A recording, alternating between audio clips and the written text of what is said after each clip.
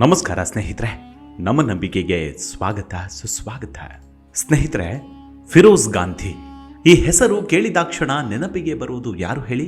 ಮಾಜಿ ಪ್ರಧಾನಿ ಇಂದಿರಾ ಗಾಂಧಿ. ನೇರ, ದಿಟ್ಟ, ದಕ್ಷತೆಗೆ ಹೆಸರಾಗಿದ್ದ ಧೀರೆ ಅಂತಾನೆ ಇವರನ್ನ ಕರೀತಾರೆ. ಇನ್ನೊಬ್ರು ಮಾಜಿ ಪ್ರಧಾನಿ ಅಟಲ್ ಬಿಹಾರಿ ವಾಜಪೇಯಿ ಕೂಡ ಇವರನ್ನ ಮೆಚ್ಚಿ ದುರ್ಗೆ ಅಂತ ಕರೆದಿದ್ರು. ಆದರೆ ನಾವು ಇವತ್ತು ಇವರ ಬಗ್ಗೆ ಮಾತನಾಡೋಕೆ ಬಂದಿಲ್ಲ. ಬದಲಿಗೆ ಅವರ ಪತಿ ಫಿರೋಜ್ ಗಾಂಧಿ ಅವರ ಕುರಿತು ಒಂದಷ್ಟು ಇಂಟ್ರೆಸ್ಟಿಂಗ್ ವಿಷಯಗಳನ್ನು ಎತ್ಕೊಂಡು ನಿಮ್ಮ ಮುಂದೆ ಬಂದಿದ್ದೀನಿ. ನಿಜಕ್ಕೂ ಫಿರೋಜ್ ಗಾಂಧಿ ಹೇಗಿದ್ರು? ಅವರ ಹಾಗೂ ಇಂದಿರಾರ ನಡುವಿನ ಸಂಬಂಧ ಸರಿ ಇರಲಿಲ್ವಾ? ರಾಜಕೀಯ ಬದುಕಿನಲ್ಲಿ ಎಷ್ಟೊಂದು ಶತ್ರುಗಳನ್ನು ಅವರು ಸಂಪಾದನೆ ಮಾಡಿದ್ರು. ಅವರ ಸಾವು ಅದೆಷ್ಟು ನಿರ್ದಯೆಯಿಂದ ಕೂಡಿತ್ತು ಅನ್ನೋದು ಇವತ್ತಿಗೂ ಕುತೂಹಲ. ಇಂತಹ ಹಲವಾರು ವಿಚಾರಗಳನ್ನು ಎಳೆ ಎಳೆಯಾಗಿ ಇವತ್ತಿನ ಸಂಚಿಕೆಯಲ್ಲಿ ಹೇಳ್ತಾ ಹೋಗ್ತೀನಿ. ಅದಕ್ಕೂ ಮುನ್ನ ನಮ್ಮ ನಂಬಿಕೆಗೆ ನಿಮ್ಮ ಬೆಂಬಲವಿರಲಿ. ಸ್ನೇಹಿತರೆ, ಫಿರೋಜ್ ಗಾಂಧಿ ಇವರ ಬಗ್ಗೆ ಹೇಳಬೇಕಂದ್ರೆ ಇಂದಿರಾ ಗಾಂಧಿಗೂ ಮೊದಲೇ ಲೈಮ್ಲೈಟಿಗೆ ಬಂದವರು, ಖ್ಯಾತಿ ಪಡೆದುಕೊಂಡವರು. ಇಲ್ಲಿ ಇಂದಿರಾ ಗಾಂಧಿ ನೆಹರು ಅವರ ಪುತ್ರಿ ಅನ್ನೋ ಕಾರಣಕ್ಕೆ ಪ್ರಸಿದ್ಧಿಯಾಗಿದ್ರು. ದೇಶದ ಹಲವು ನಾಯಕರಿಗೆ ಪರಿಚಿತರಾಗಿದ್ರು. ಆದರೆ ಫಿರೋಜ್ ಗಾಂಧಿ ಮಾತ್ರ ಹಾಗಲ್ಲ. ಇವರಿಗೆ ಹೇಳಿಕೊಳ್ಳುವಂತಹ ಯಾವುದೇ ಫ್ಯಾಮಿಲಿ ಬ್ಯಾಕ್ಗ್ರೌಂಡ್ ಇರಲಿಲ್ಲ. ಆದರೂ ಒಂದಷ್ಟು ಹೆಸರುವಾಸಿಯಾಗಿದ್ರು. ಇದಕ್ಕೆ ಕಾರಣ ಓದುವಾಗಲೇ ಹಲವು ಹೋರಾಟಗಳಲ್ಲಿ ತೊಡಗಿಸಿಕೊಂಡಿದ್ರು. ಇದರಿಂದ ಹೆಸರುವಾಸಿಯಾಗಿದ್ರು. ಇದೇ ಇವರನ್ನ ಮುಂದೆ ಇವರಿಗೆ ನೆಹರು ಕುಟುಂಬಕ್ಕೆ ಹತ್ತಿರವಾಗಲು ಹಾಗೆ ಇಂದಿರಾ ಗಾಂಧಿಯ ಒಡನಾಟ ಬೆಳೆಯಲು ಕಾರಣವಾಗುತ್ತೆ. ಇಂದಿರಾ ಗಾಂಧಿ ಆಗರ್ಭ ಶ್ರೀಮಂತ ಕುಟುಂಬದಲ್ಲಿ ಹುಟ್ಟಿದವರು, ರಾಯಲ್ ಆಗಿ ಬದುಕು ನಡೆಸ್ತಾ ಇದ್ದವರು. ಆದರೆ ಫಿರೋಜ್ ಗಾಂಧಿ ಹಾಗಲ್ಲ. ಇವರದ್ದು ಸಾಮಾನ್ಯ ಕುಟುಂಬ. ಫಿರೋಜ್ 1912 ಸೆಪ್ಟೆಂಬರ್ 12ರಂದು ಹುಟ್ಟುತ್ತಾರೆ. ಇವರ ತಂದೆ ಜಹಾಂಗೀರ್ ಫೆರಡೋನ್ ಗಾಂಧಿ, ತಾಯಿ ರತಿಮಾಯಿ. ಇನ್ನು ಫಿರೋಜ್ ಗಾಂಧಿ ಅವರ ಮೂಲ ಹೆಸರು ಫಿರೋಜ್ ಗಾಂಧಿ. ಈ ಗಾಂಧಿ ಅನ್ನೋ ನಾಮಧೇಯ ಬರೋಕೆ ಕಾರಣ ಕೂಡ ಇದೆ, ಅದನ್ನ ಆಮೇಲೆ ಹೇಳ್ತೀನಿ. ಇನ್ನು ಫಿರೋಜ್ ಸಣ್ಣ ವಯಸ್ಸಿನಲ್ಲಿ ಇರುವಾಗಲೇ ಇವರ ಬದುಕಿಗೆ ಅಂಧಕಾರ ಕವಿಯತ್ತೆ. ಅದು ಮತ್ತೇನೂ ಅಲ್ಲ, ಅವರ ತಂದೆಯ ಅಕಾಲಿಕ ಮರಣ. ಇದರಿಂದ ಫಿರೋಜ್ ಮುಂಬೈ ತೊರೆದು ಬಿಡ್ತಾರೆ.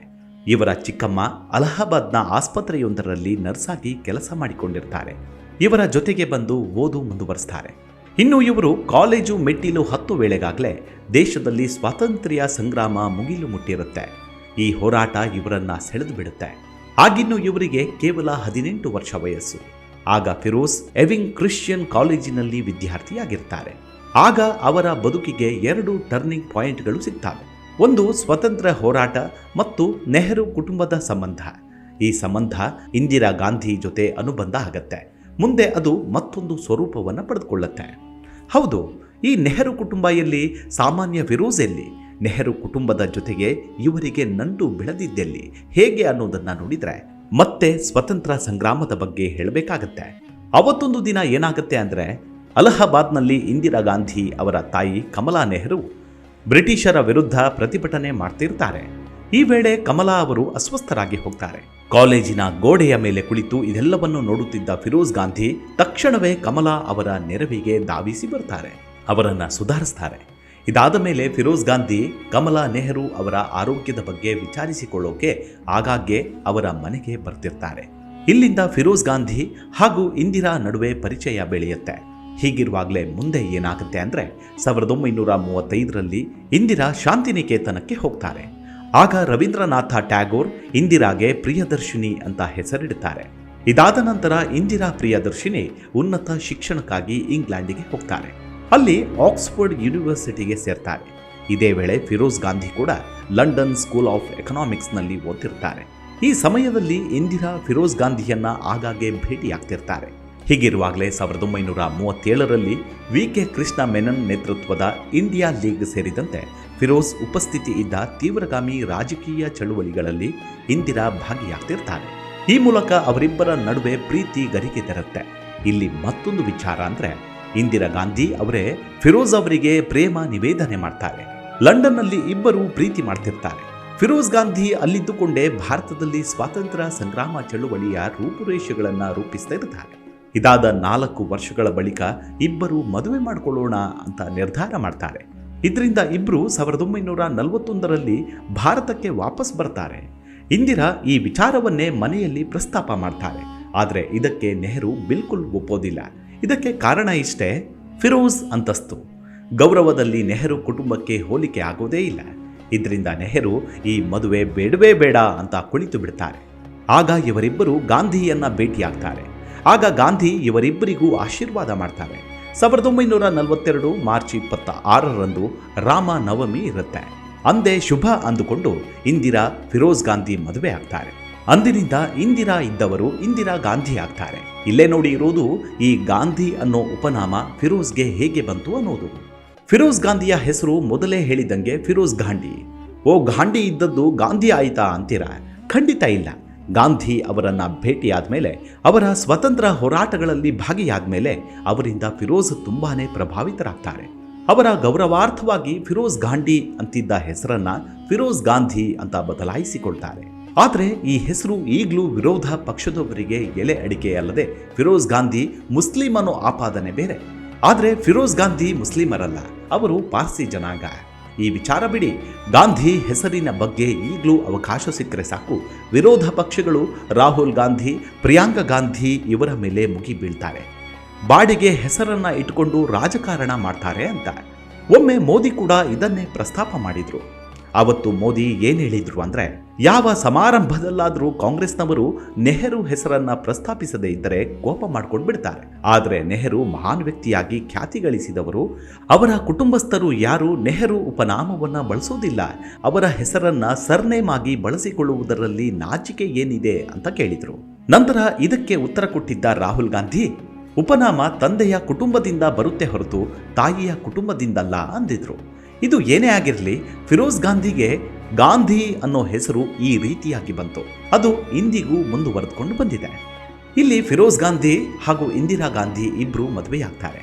ಅವರಿಗೆ ರಾಜೀವ್ ಗಾಂಧಿ ಹಾಗೂ ಸಂಜಯ್ ಗಾಂಧಿ ಅನ್ನೋ ಇಬ್ಬರು ಮಕ್ಕಳು ಕೂಡ ಆದರು. ಆದರೆ ಇವರಿಬ್ಬರ ನಡುವೆ ಎಲ್ಲವೂ ಸರಿ ಇತ್ತಾ ಅಂದರೆ ಖಂಡಿತವಾಗ್ಲೂ ಇಲ್ಲ ಅನ್ನೋದಕ್ಕೆ ಹಲವಾರು ಸಾಕ್ಷಿಗಳು ದೊರಕ್ತಾ ಹೋಗ್ತವೆ. ಆದರೆ ದೊಡ್ಡ ಮನೆ ವಿಚಾರಗಳು ನೋಡಿ ಇದರಿಂದ ಅದೆಷ್ಟು ವಿಷಯಗಳು ಹೊರಕ್ಕೆ ಬರೋದೇ ಇಲ್ಲ. ಫಿರೋಜ್ ಗಾಂಧಿ ಹಾಗೂ ಇಂದಿರಾ ಗಾಂಧಿ ಇವರಿಬ್ಬರಿಗೂ ಯಾವುದರಲ್ಲಿ ಕಮ್ಮಿ ಇತ್ತು ಹೇಳಿ? ಪ್ರೀತಿಸಿ ಮದುವೆಯಾದವರು. ನೆಹರು ಕುಟುಂಬ ಅಂದರೆ ಸುಮ್ಮನೆನಾ? ದೇಶದ ಪ್ರಧಾನಿ, ಅದರಲ್ಲೂ ಆಸ್ತಿ ಅಂತಸ್ತಿಗೇನೂ ಕಡಿಮೆ ಇರಲಿಲ್ಲ. ಆದರೆ ಅದ್ಯಾಕೋ ಏನೋ ಇಬ್ಬರಲ್ಲೂ ಕಡಿಮೆ ಆಗ್ತಾ ಇದ್ದದ್ದು ಮಾತ್ರ ಪ್ರೀತಿ. ಫಿರೋಜ್ ಗಾಂಧಿ ಪ್ರಧಾನಮಂತ್ರಿ ಅಳಿಯ ಆಗಿದ್ರು, ತಮ್ಮದೇ ಕಾಯಕದಲ್ಲಿ ತೊಡಗಿದ್ರು. ನ್ಯಾಷನಲ್ ಹೆರಾಲ್ಡ್ ಮತ್ತು ನವಜೀವನಂತಹ ಪತ್ರಿಕೆಗಳಲ್ಲಿ ವರದಿಗಾರರಾಗಿ ಕೆಲಸ ಮಾಡ್ತಿದ್ರು. ನಂತರ ರಾಜಕೀಯ ಪ್ರವೇಶ ಮಾಡ್ತಾರೆ.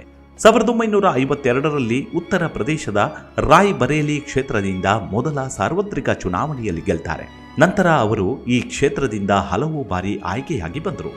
ನೇರ ನಿಷ್ಠೂರಕ್ಕೆ ಕಾರಣರಾಗಿದ್ದ ಅವರು ಸರ್ಕಾರದಲ್ಲಿ ಯಾರು ಏನೇ ಎಡವಟ್ಟನ ಮಾಡಿದ್ರೂ ಮುಲಾಜಿಲ್ಲದೆ ಟೀಕೆ ಮಾಡ್ತಿದ್ರು.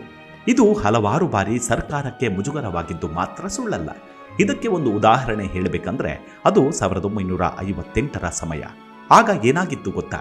ಈ LIC ಅಂದ್ರೆ ಜೀವ ವಿಮಾ ನಿಗಮ ಇದೆಯಲ್ಲ, ಇದು ಏನು ಮಾಡಿತ್ತಂದ್ರೆ ಸರ್ಕಾರದ ಉನ್ನತ ಅಧಿಕಾರಿಗಳ ನೆರವಿನೊಂದಿಗೆ ಹರಿದಾಸ್ ಮುಂದ್ರಾ ಅನ್ನೋ ಉದ್ಯಮಿ ನಡೆಸ್ತಿದ್ದಂತಹ ಕಂಪನಿಗೆ ಭಾರಿ ಪ್ರಮಾಣದಲ್ಲಿ ಹಣ ಹೂಡಿಕೆ ಮಾಡಿತ್ತು. ಆದರೆ ಆತನ ಕಂಪನಿ ಅದಾಗಲೇ ಮುಳುಗಿ ಹೋಗುವ ಹಂತದಲ್ಲಿ ಇರುತ್ತೆ. ಇಂತಹ ಕಂಪನಿಗೆ LIC ಹಣ ಹೂಡಿಕೆ ಮಾಡಿದ್ದನ್ನ ಫಿರೋಜ್ ಗಾಂಧಿ ಬಯಲಿಗೆ ಎಳಿತಾರೆ. ಸಂಸತ್ತಿನಲ್ಲಿ ಈ ವಿಚಾರ ಭಾರಿ ಕೋಲಾಹಲಕ್ಕೆ ಕಾರಣವಾಗುತ್ತೆ. ಆಗ ಹಣಕಾಸು ಸಚಿವರಾಗಿದ್ದವರು TT ಕೃಷ್ಣಮಾಚಾರಿ ಅವರು.